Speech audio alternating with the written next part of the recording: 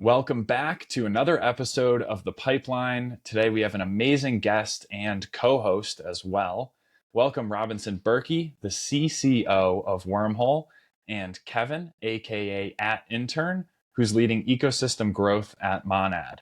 There's a few topics we want to run through today, but for anyone who's been living under a rock this past week, or really the past 2 years, Robinson, can you give a little intro on yourself and Wormhole? Yeah, happy to, and thanks for having me on, Danny and Kevin. Excited to be here. Like you mentioned, Danny, I help lead the Wormhole Foundation. So I focus a lot on how we're growing Wormhole, but also the ecosystem around Wormhole and developers that are building with Wormhole and users using Wormhole, etc. The way to think about what Wormhole is at the simplest level is we help blockchains communicate with one another. So what that looks like in practice is, you know, blockchain A and blockchain B sending data between one another. And I think once you are able to do that, once you're able to share state, you're able to say, hey, Alice did X, Y, and Z on this chain, and then tell that to this chain. You're able to build things on top of that. So I think a lot of people, immediately think about token transfers, right? Like that's the use case that has a lot of product market fit today. You're also able to send NFTs. We've seen people send very expensive NFTs cross chain. But when we think about like taking a step back in this concept in industry of interoperability as a whole, what we're doing at Wormhole is really nothing that new in terms of the concept, right? So, for instance, AWS has a lot of cloud servers. We're all familiar. These servers need to communicate with one another. They need to interoperate. Swift connects the international banking system. And these banking systems need to communicate as well, and Swift helps them also interoperate. Now, what Wormhole is we're just taking that idea and applying it to blockchains. So we're doing it, in a very decentralized and trustless way. Awesome. That's super exciting, and yeah, pumped to have you on likewise here. And wanted to touch on as well the raise from this past week. $225 million is a monster round. Curious to hear what that was like on the inside. I know there was Wormhole Wednesday popping up. Can you unpack that a little bit for us? Yeah, definitely. I'll speak a little bit about Wormhole and kind of why the size and significance around the raise and some of our goals, and then specifically, last Wormhole Wednesday, I guess, as it's being called, and some of the things that went down there. So when we think about like this, the future of Wormhole and why there's like a lot of focus around it and focus around interoperability. Um, there's this idea behind a proliferation of chains, right? We see a lot of different blockchains. We see app chains. We see different L1s popping up. Obviously, we're super excited about Monad launching as well.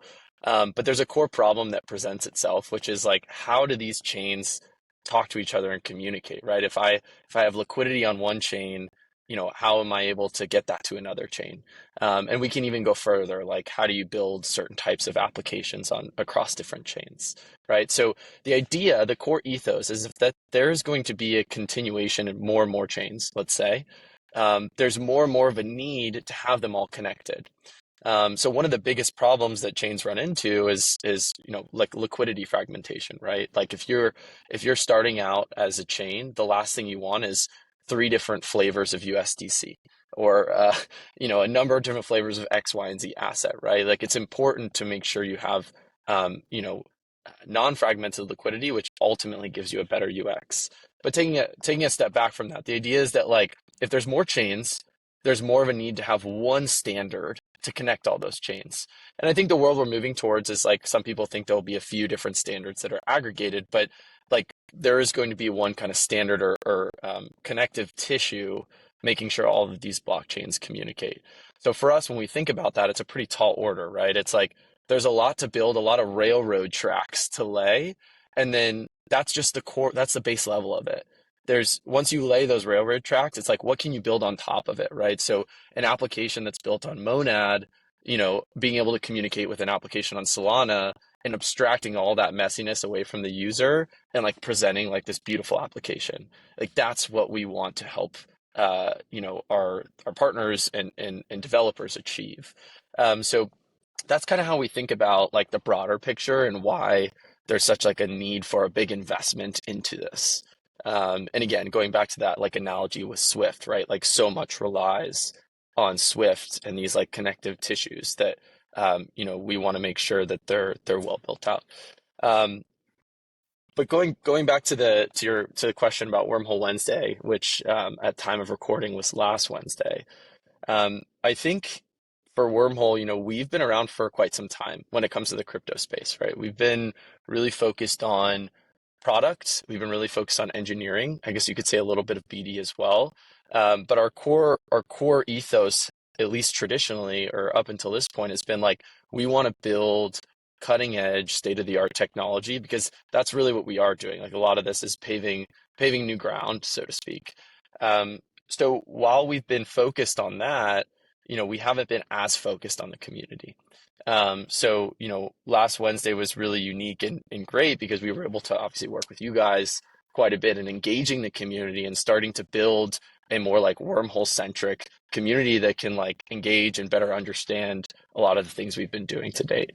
Yeah, that's huge, and I'm sure Intern has a take on it, on the inside at Monad. But for myself, as a user of crypto and multiple different blockchains, exploring different ecosystems, that really resonates because I think everyone understands the challenge of you have, liquidity, you have tokens on one chain, and you want to explore a new chain at the same time, and getting to that new chain, getting to that new ecosystem is really a challenge in terms of security or safety risk.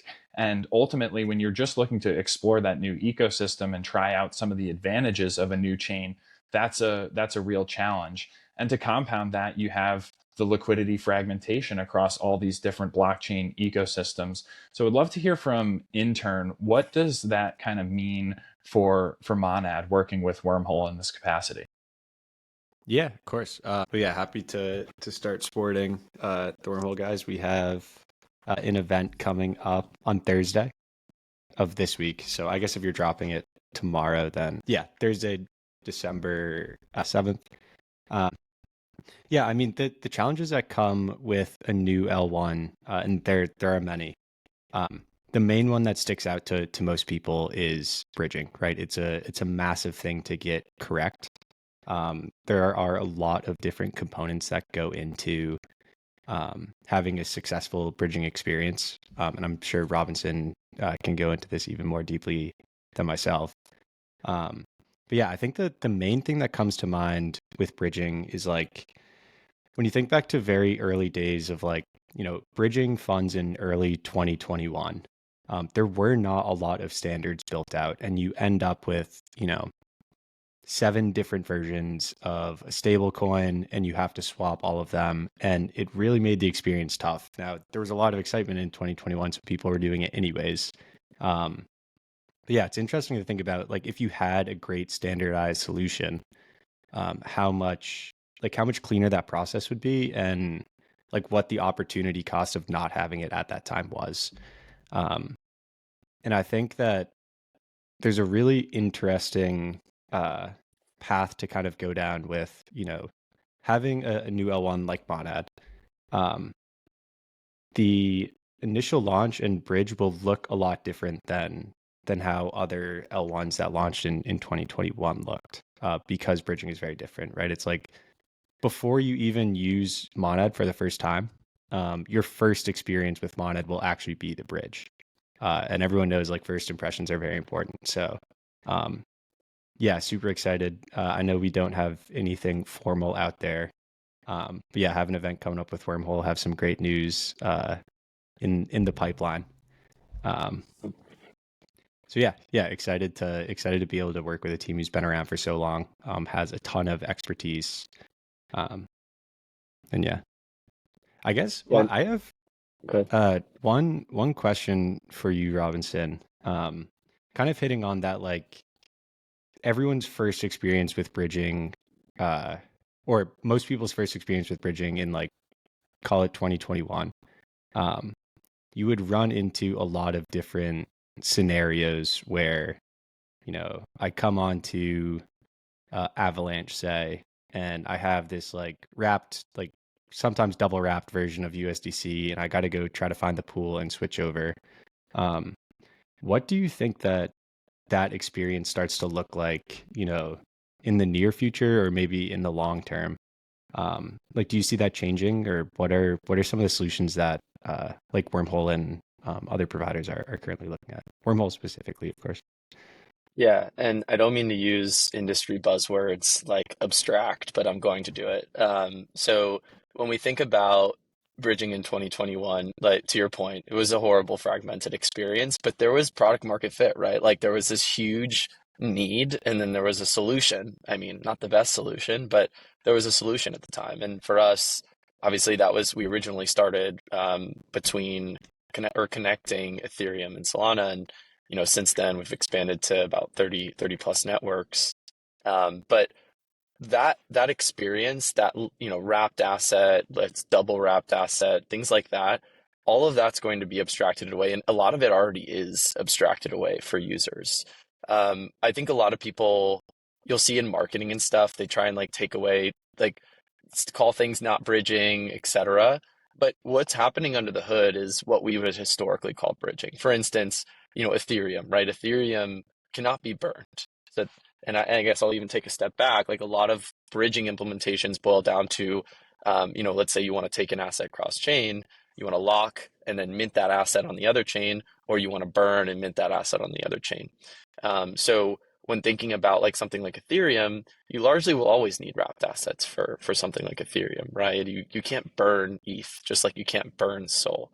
But what the user experiences today by receiving, let's say, a wrapped Ethereum on another chain won't necessarily be the case or isn't necessarily the case in a lot of instances today. So the thing to remember is that Wormhole largely is a developer platform. So we actually have out there a lot of course, there's front ends that we originally had built and now have other teams run like Portal. There's Connect, but there's actually a ton of other front ends that are built entirely on Wormhole. And what's happening is like you can use the lock and mint infrastructure, you can use the burn and mint infrastructure, whatever's there, but compose transactions. So you can essentially have a locked asset. So like let's say wrapped Ethereum going from Ethereum to Monad, right? And then it's automatically swapped into whatever token you want on the other side. Or let's say USDC, I think is a good example, right? Because there's lots of flavors of USDC. You could send a wrapped USDC and then that's swapped to a native USDC once Monad has native USDC, of course. But I think the idea and like the short answer to your question is like a lot of this fundamental bridging technology still exists, but it will just be abstracted away. And we are already seeing that today with solutions like Wormhole Connect, Mine Finance and Solana, Hashflow, and others. Yeah, I think that's huge. And particularly what resonates with me is Wormhole, when you said Wormhole is a dev platform. And I know that the focus has really been hardcore on new products, new features. Can you unpack that a little bit more about what value Wormhole is bringing to developers and the common user as well? Yeah, definitely. So in terms of what we bring to developers, like I'll kind of harp on this a little bit. Like Wormhole at its core, like the core layer, there's like a core communication layer. It's literally just in securely enabling blockchains to communicate. I can't say that enough. And like that's what a lot of this stuff will come down to is like what is the security of the bridge? Just like what's the security of Monad, right? And what is that like? It's just as important when it comes to a bridge. So that secure aspect of sending that piece of data cross chain is the fundamental communication layer. I would think about it similar to like Stripe. Stripe handles payments, but they build all these additional developer tools on top of it that add value to the fact that they're handling payments, right? So we have a token bridge. That's like the example that everyone understands, right? Token bridge is built on top of this communication layer. We have other primitives that we're launching tomorrow, like could probably say this now or give a little bit of alpha, is like this idea of reading state cross chain, right? So it sounds very abstract, but the way I would think about it is like an API call. So I'm able to be on Monad, excuse me, and I'm able to do a cross chain check that someone has a CryptoPunk in their ETH wallet, and then bring that data securely back. I can trust it.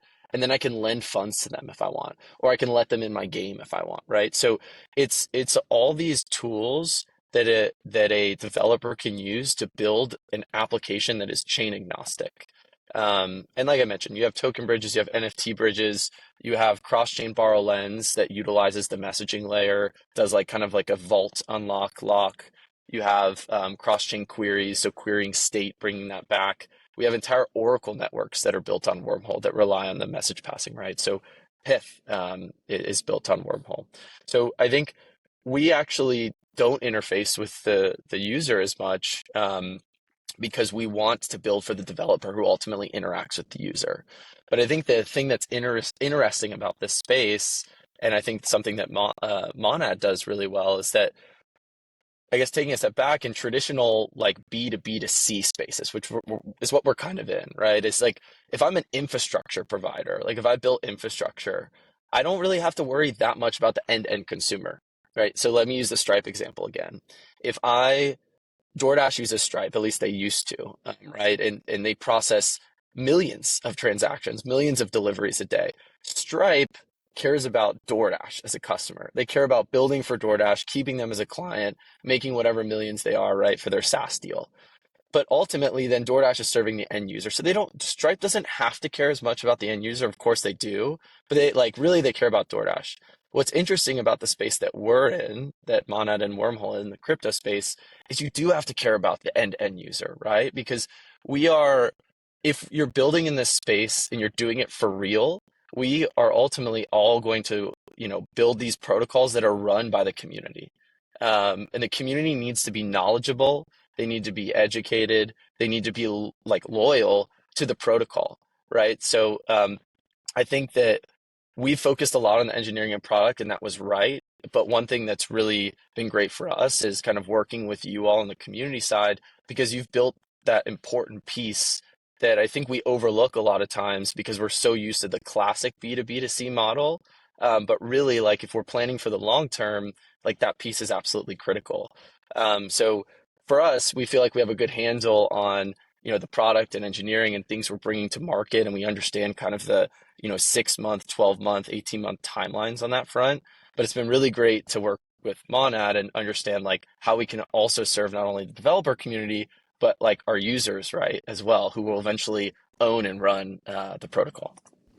Yeah, it's funny that there's almost like this attention economy or social layer that exists in crypto that has proven to be like it's more prominent in crypto than I think in like really any other industries, where like exactly how you're saying, like if Stripe has a bunch of followers on Instagram, it does not do much for them because they're talking to businesses. All that matters is the infrastructure. Um, and I think that to a certain extent that can be true in crypto, but there's like a spectrum of how much the social layer matters depending on the project. I would say for a layer one, it's massive, right? You're all the way, right? It's probably like NFTs and layer ones are like the social layer is one of the most important things. Um, I think it was Mert that I'm gonna paraphrase here, but he was like an L1 is just a shared computer for a community. And he put it that way, and I thought it would, like, at first you're like, that doesn't make much sense, but then you think about it, it's like, well, uh, that is true to a certain extent, right? Like all of the users on Ethereum, that is the Ethereum community. And the same thing with Solana, right? Solana is a little bit more in your face because you probably know if someone is a Solana community member if they are. But Solana is basically a shared computer that allows everyone in the Solana community, their end user, to interact with each other in whichever fashion they think. So yeah, I think we definitely take that. Taking it seriously sounds like the wrong phrasing, right? Because much of it is very unserious and frivolous. Um, but yeah, it's important to have like that core community base. Um, and I think one of the positive externalities that comes from like spending so much time like building in your community, instead of like working in your community instead of working on your community, right? Like if you don't Mhm. want to be part of your community, then what are you even doing, right? Like you should want to be part of your own community like that. Totally. That's like a very clear litmus test. Um, And I think one thing that we've seen that has been great has been like our community is very vocal and creative. Like there just happen to be a ton of artists that work in the Monad community.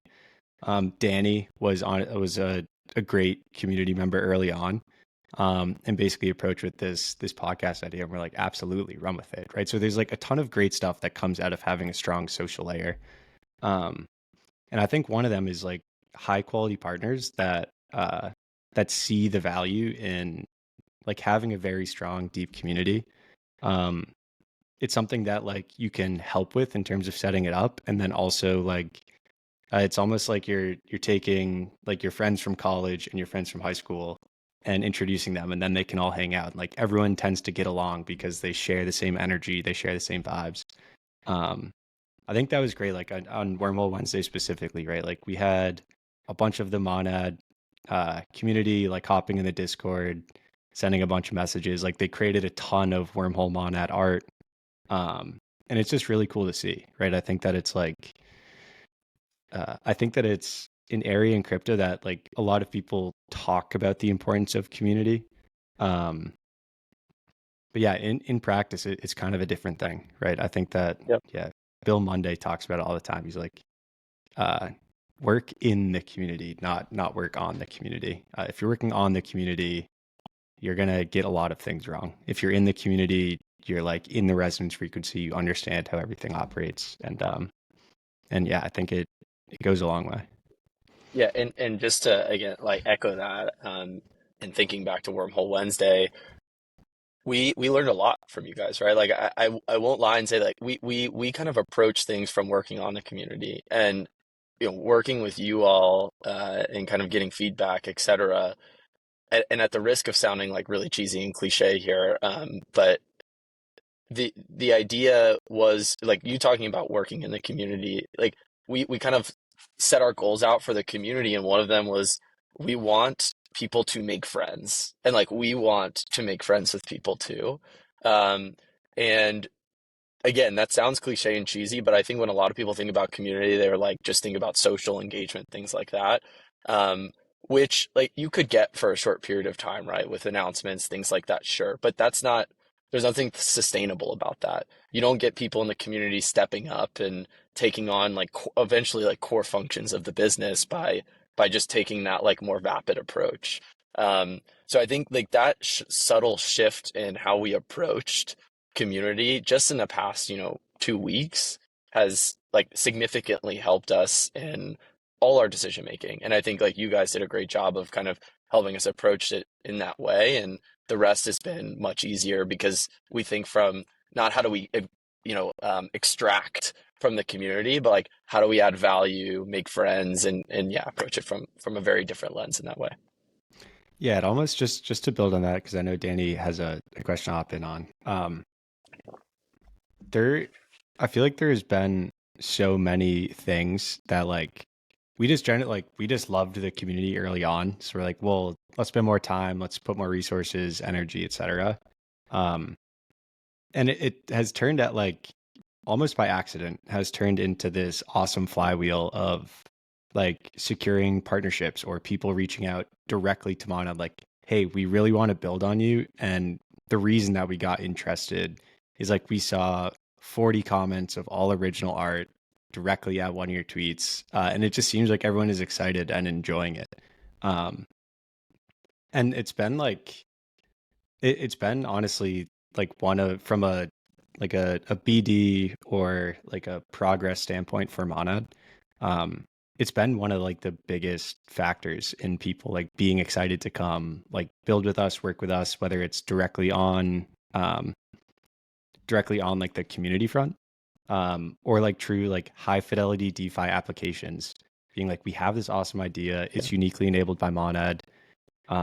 We want to build it, and we're confident that it's going to be awesome because you guys have this fantastic kind of base already.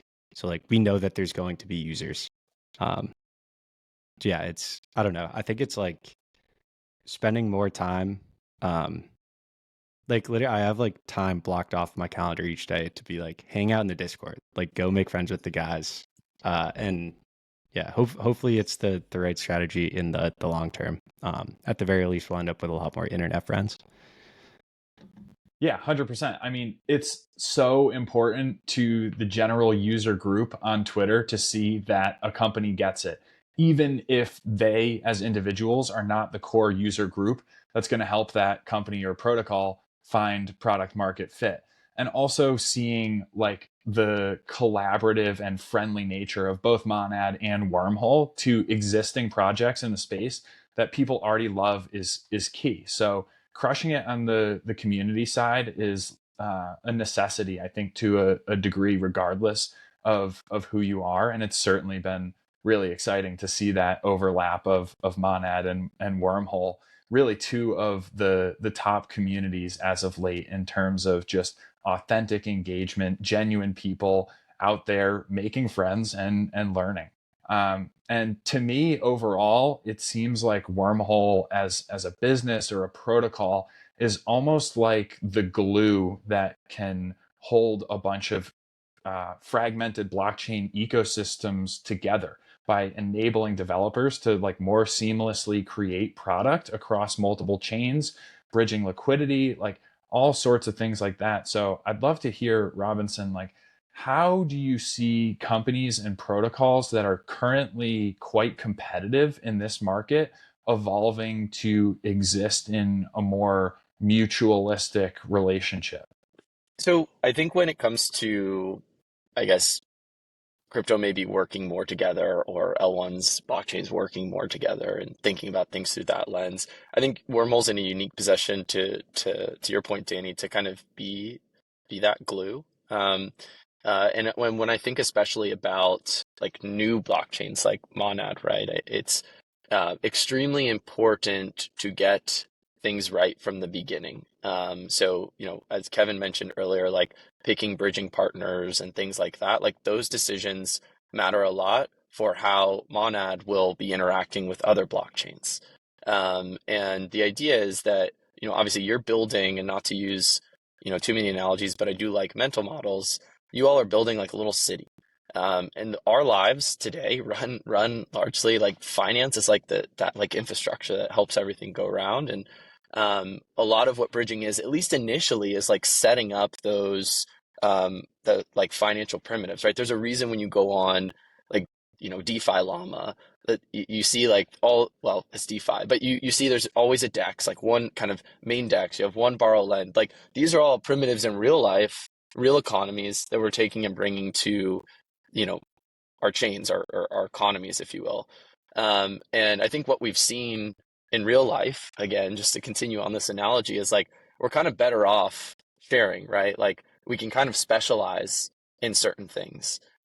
So for Monad, you all could specialize, obviously, being fast, being cheap, having kind of the EVM compatibility, attracting a lot of builders, probably being eventually like a very large and attractive chain for a lot of builders. But you might want to connect to a game specific app chain, right? Like recently we've seen PUBG come out with they're building a Cosmos SDK chain. They're going to use USDC as gas, right? Like there will always be this proliferation of chains, in our opinion.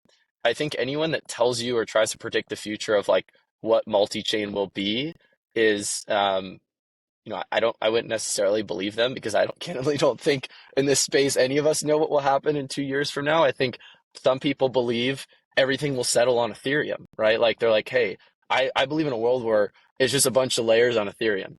I think there's some people that believe that there'll be like 3 or 4 settlement layers, right? And then a ton of execution layers. It could be Monad, it could be Solana, Sui, and Ethereum. And then it's like, let's all build and settle on these ecosystems. There's the app chain specific thesis. So, I won't pretend to say that, we know which one will win, which one will play out. I can make some assumptions and chat with you on that. But I think what we can clearly see is like, there is a multi-chain world today. We know from just real life experience that working together and specializing in certain things is oftentimes benefited economies, right? So the thing that is connecting those, so Wormhole in this instance, just needs to be, like I said, tying this back to like as secure as possible. If it's like securing the value of these roads, these railroads connecting all these different chains. And for Monad in particular, I think, it's important again to, choose the right partners from the beginning, but also nail like the DeFi primitives, like the liquidity. I can't speak enough about liquidity fragmentation because if you don't get that right, like you're kind of like financial fabric that like a GameFi application will build on or a social finance application will build on. They're going to need to use those DeFi primitives. So it's important to have those right and connect with the right partners, etc. I think that that city analogy was just thinking about it as you were talking more. I think there like you can draw even more parallels to it, right? Where uh like say like 2021 was like 1600s versions of being able to move throughout cities, right? It takes like 90 days. It's a slow ship. Like people get sick and die along the way. Like it stinks. Um, and we've kind of gotten to the era of like um, being able to send, I don't know, like when AT&T came up, right? Like you have some messaging now that goes back and forth. The rails for moving people and information are steadily getting better, right? And it's almost like the global economy, and in this case, the crypto economy in general, is just net benefits from trade and specialization. And I think a lot of the chains that exist right now, which are like very much in everyone's mind share, have some form of specialization, right? Like you can almost think of like Ethereum is like New York City, right? It's super expensive, but there's a ton of money there. It's kind of been the hub for a very long time. But they very much benefit from like trade with other countries on other continents. Like Solana is in an awesome position to uniquely enable a ton of apps that, without them would be impossible in crypto. Um, and they specialize in that, right? And like Ethereum benefits from having this other country, which can enable more applications because it grows the economy overall, right? And like Wormhole making massive like tech improvements, making, abstracting away all of the complexities of bridging, making it very easy to trade information, um, trade assets, trade anything back and forth between chains, is just net positive for all of crypto, right? It helps the small cities grow significantly because now they have access to more capital, better talent, etc. Um, and yeah, from Ethereum standpoint, right? Like it also benefits the New Yorks of the world. You can do a lot of new things that they have unique resources for. Um, so yeah, I don't know. Looking at Wormhole as the AT&T, maybe that's like a marketing I type of love it. area. But yeah, Put put him in, coach. Get him in the marketing team. Get it. I feel like Kevin. I feel like we could do like a whole podcast on analogies and just go super deep on blockchain analogies. Maybe half of them don't land, but half of them will be like, great. for sure. Yeah, I think at the core, memes are literally just analogies. And that's why they hit. Like people love analogies. It's like, all right, I take this thing that I understand and then I mix it with this other. Um, but yeah, for sure, analogies have a. I think crypto Twitter has broken my brain a little bit of just like thinking through memes all day, all the time. And it's turned it into just an analogy type thing. So yeah, anytime you want to spit on that, I absolutely will draw ridiculous analogies all over the place. I like that analogy quite a bit. And it actually makes me think like perhaps it's actually the community voice on Twitter that's leading this competitive edge rather than the protocols themselves, because you just laid it out. There are benefits for certain protocols to specialize in certain areas, work on different things. And I think Monad has taken a stance that's uniquely non-competitive from that community standpoint. There's no like antagonistic attitude towards Ethereum or other chains. There's no attitude like this is going to be a takeover. Rather, the attitude is really like, let's improve the Ethereum virtual machine and what can be built on top of that. And I think that's pretty exciting. Would love to hear if you have any additional thoughts on that, Kevin. For sure. Yeah. I mean, I think it stems kind of from the DNA and like our mindset of what we think Monet actually is in crypto. Um, we think that it will have a very important part in the expansion of what is possible in crypto. We think that it will unlock a ton of potential for new applications to be built, new trade routes, so to speak, right? Like what Solana can do in terms of the characteristics of their chain, what they enable, etc., is very much impossible on the EVM in its current state, right? Like you can't. And an example would be like if you have a sports betting protocol. Sports betting, typically there's a large number of people making very small bets. And you end up with like, say, it's football and one person is going to place 5 bets in a day, and they're all going to be $10 each. You can't have something where the fee or the tax to place that bet is $5, right? If you're making a $10 bet and the fee is $5, it's not going to work, right? No one is going to use that. DraftKings or whatever the other solutions are right now are just infinitely better. So in order to build something that is enabled by crypto, and have people actually want to use it, it has to actually be objectively better than whatever the current Web 2 solution is. I think, well, I don't want to go too far down this tangent, but I think like a stable coin that automatically accrues T-bill interest is something that is objectively better, that is not possible in the Web 2 world, that is very much possible in crypto. And we're seeing people build it right now. Like if you have Venmo and you're getting T-bill interest instead of, your cash just sitting there accruing no interest, it's uniquely better. But you need fees to be, sub 5 cents for Venmo to work. So yeah, to bring it all back, right? I think that Monad is in a position to add net new use cases and enable them for the EVM in a way that hasn't been possible before, right? The EVM has, I don't want someone to clip this and call me out and say it's wrong, but I believe it's something like 95% of people who build software in crypto use Solidity, right? The EVM has the vast majority of developers. It has the vast majority of total TVL. And all of these people that are building all of this money that sits on these EVM chains, very mainly Ethereum and the L2s, do not have these use cases that will unlock a lot more activity in crypto.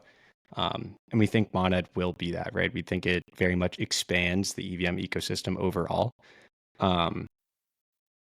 And unlocking like all of these new use cases, new things that users can do, like basically giving crypto, having crypto be part of someone's like everyday activity instead of, they just want to ape a large amount of money into a meme coin or something, that's the future of where crypto is going. And I think Solana is doing an awesome job there. So I would say that anti-competitive side comes out of like, we very much see ourselves as an expansion and supplementation to the EVM ecosystem. So for that reason, we're very friendly with Ethereum and L2s, right? Like we think what they are doing is extremely important as well. We are looking to build on top of that and, be net beneficial for everything in the EVM ecosystem.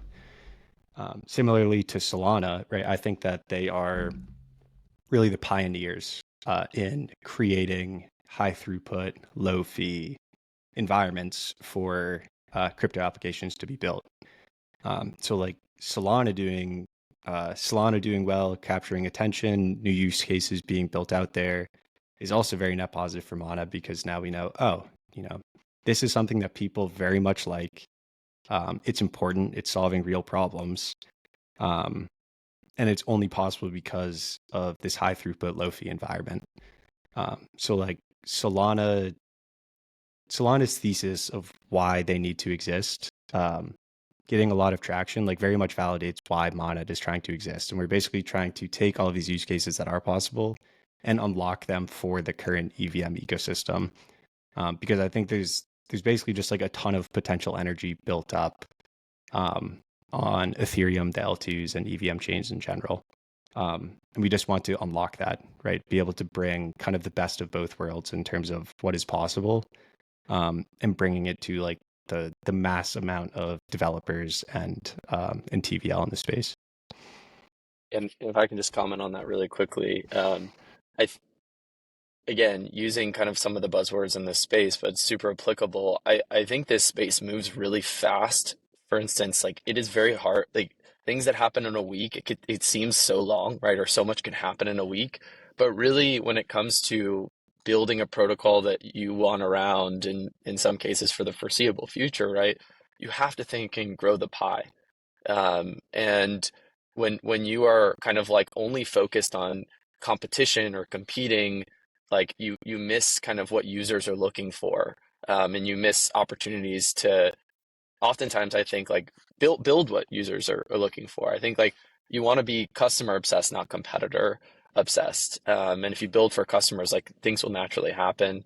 I when it comes to Monad, excuse me, from a wormhole perspective, you know, to us it just makes stupid sense, like or stupid simple sense, right? It's you know if you've used Solana recently or just in general, actually not even recently, it's delightful, right? Like you can make tons of transactions. Like I like using Solana just because I can feel like I'm on the internet, right?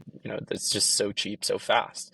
And then if you compare that with uh the EVM, like what essentially I know Kevin quoted a percentage here, but like essentially most of the developers in this space build with, it's just a recipe for success from our perspective.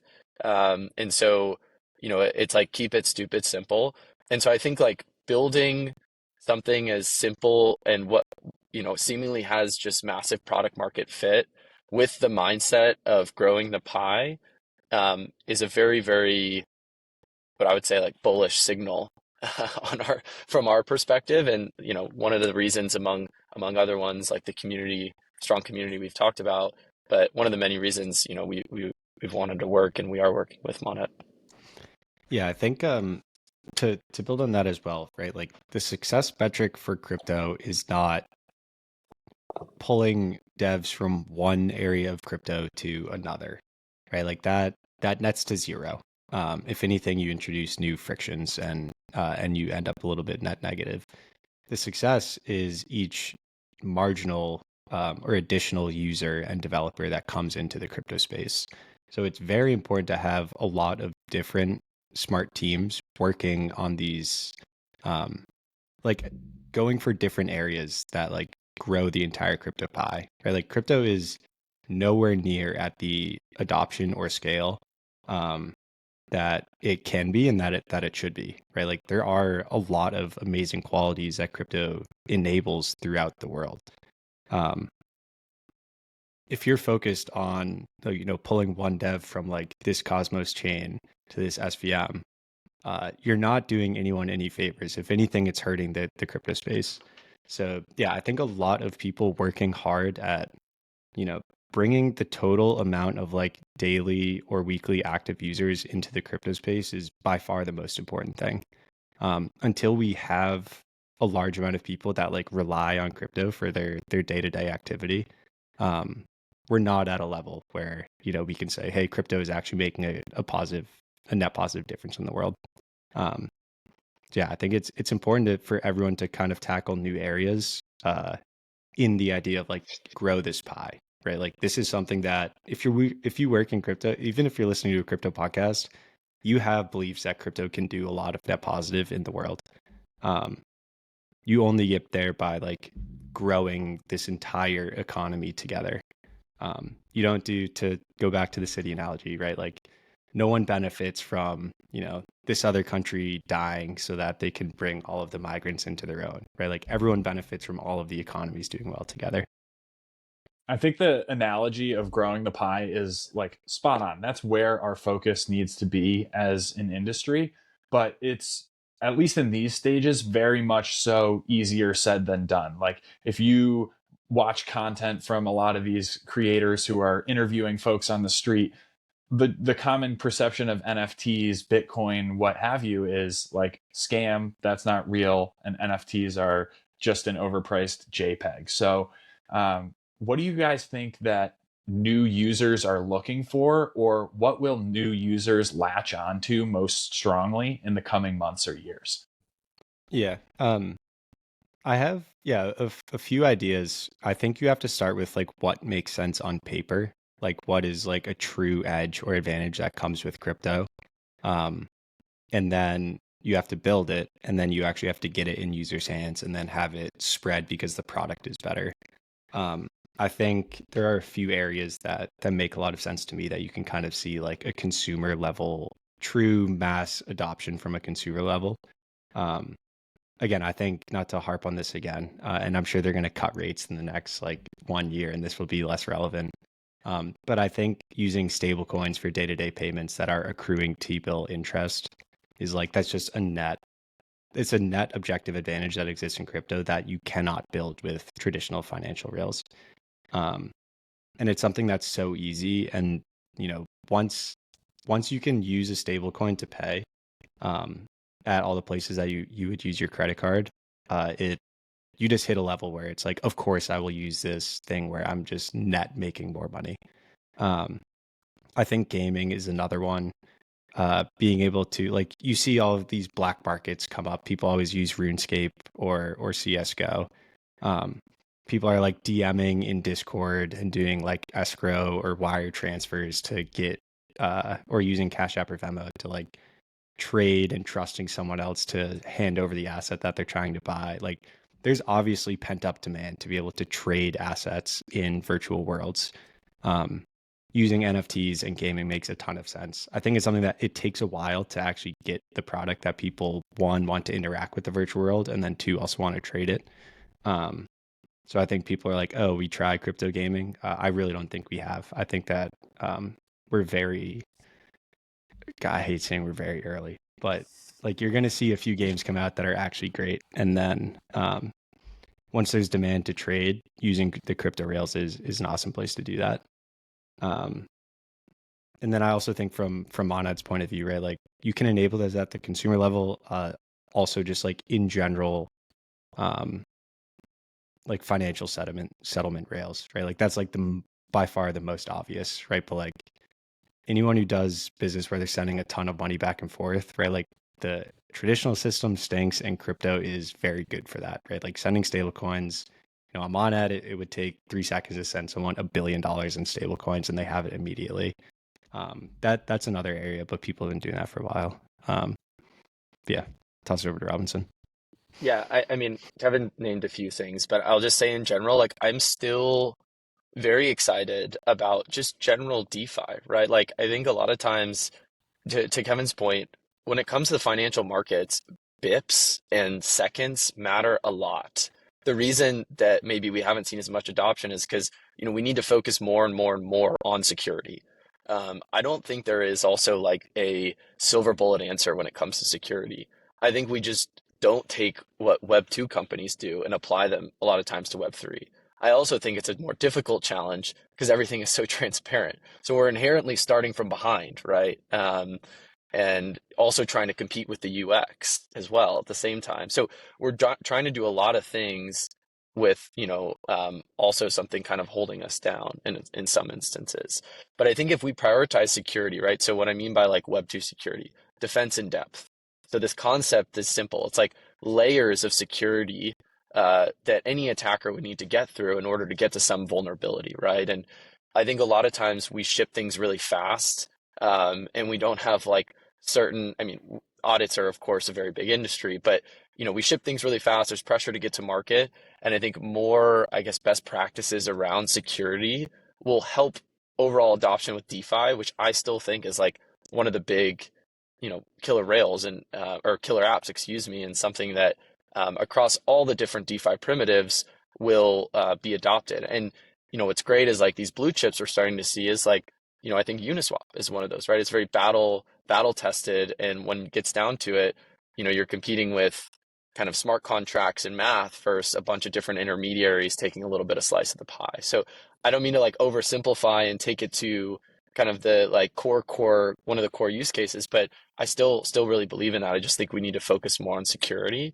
And the other thing I was going to say is that I think, or I'm hoping for crypto in general, we're moving into like our intellectual honesty era, right? Like we had all these kind of big frauds that really put a damper on the industry, right? Like SBF, that largely had nothing to do with blockchain technology, smart contracts. Nothing, it actually didn't at all. I should say it was like classic financial fraud using cryptocurrencies as the medium.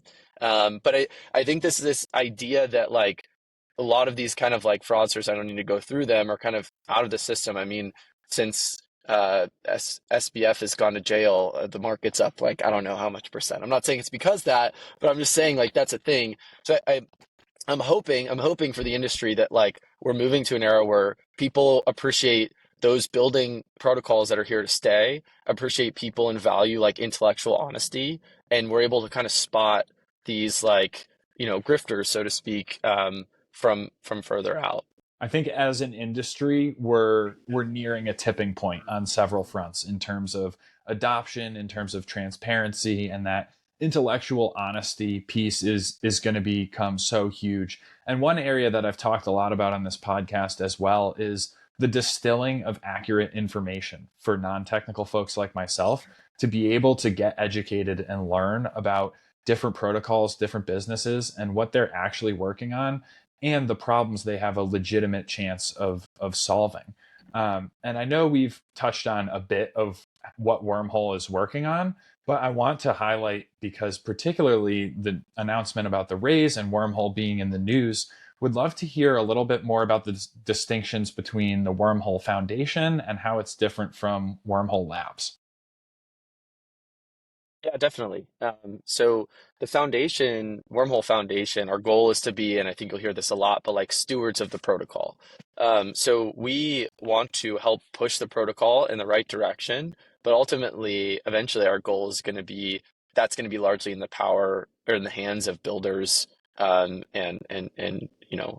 the community, right? So for the foundation, our one of our main goals is like how do we get more and more people building on the wormhole protocol? How do we continue to make sure we're prioritizing security? That's probably like one of our most important goals, right? So bringing on industry leading security teams like we'll be announcing very soon.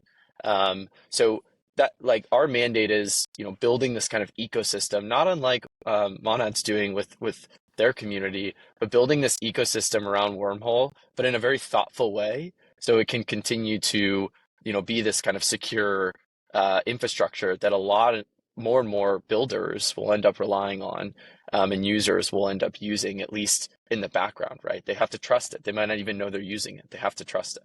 So us as kind of like stewards of this whole growth and process is our goal. And the labs entity was actually one of our first kind of like ecosystem grants. So we were able, essentially the labs team is responsible for all of the product and engineering when it comes to the wormhole protocol. So they're kind of like our core contributors, building out new products, features, helping with security, things like that. And then we also actually have another labs entity, believe it or not, that's called X Labs, and they run a lot of our core infrastructure and also contribute to the build of the wormhole protocol. And the way I would think about wormhole is it's this utility. Like eventually we want it to be a public utility. My goal is almost to put myself out of a job, right? Like we want to build this thing that can grow on its own. It's open source. And sometimes, I mean, think about Ethereum. Like there's so many people building it. Obviously it has core builders like consensus, but there really is so many contributors now that you don't entirely know like who's building the protocol, right? And so I think like that's the direction we want to move towards, is like this decentralized, and we view that as almost more important for, not more important, but very important for a bridge, given like how kind of in the middle will be when it comes to all transactions on chain and things like that. Super exciting. There's a lot to look forward to. And before we wrap up here, I want to give you each a chance to shout out anything that's on the horizon that the community should be aware of, or anything that you're particularly excited about. Yeah, I can. I'll go first on this front. I would say for a long time, Monad has kind of seemed like this awesome idea that a lot of devs are building in the background, and people are getting excited about it, and we're doing a bunch of stuff in the community, and we're kind of growing, and the attention has been, very high, especially recently. I think that people would be pretty excited about some of the actual like tech updates and progress that's in the very near future. So yeah, a lot to look forward to in terms of like the actual meat and potatoes of Monad. Yeah, and on the wormhole side, I think one of the main things is like the prioritization of the community. And I think we talked a little bit earlier in this pod around like the intention behind how we want to go about community building when it comes to Wormhole. So getting involved with our Discord, social channels, etc., I think is the perfect time now. So that would be one thing. Please do. And the other one, I guess I'll give kind of a shout out to a new product that we have. It's called Wormhole Queries. And I think it it's we could probably go pretty deep on what this is, but it is essentially a developer tool to query state on any sort of chain. So I mentioned this a little bit earlier, and we're actually launching it tomorrow, but it's actually a really, really cool tool. And the way I would think about it is almost like an API call. And the example I gave earlier is like if I, am an application on Monad, but I want to double check that someone on Monad has a punk on ETH before I let them in a game or before I lend them money, you could do just a quick like ping check, come back, and then like all while kind of staying within the app on Monad. And so that's one example, but we've been working on this product Wormhole Queries for a while. So we're really excited to announce it, and we'll have more information coming out soon. That's awesome. Well, this podcast will be dropping on launch day, so that's doubly exciting there to have that plug. Certainly, these are two communities, two projects that I'm particularly most excited about and involved with. You can find me in both of their Discords and chats and social channels. I'm personally really grateful to have had Robinson and Kevin on today. Great conversation. Thank you so much for joining. Thanks for having me. Yeah, thank you, Danny.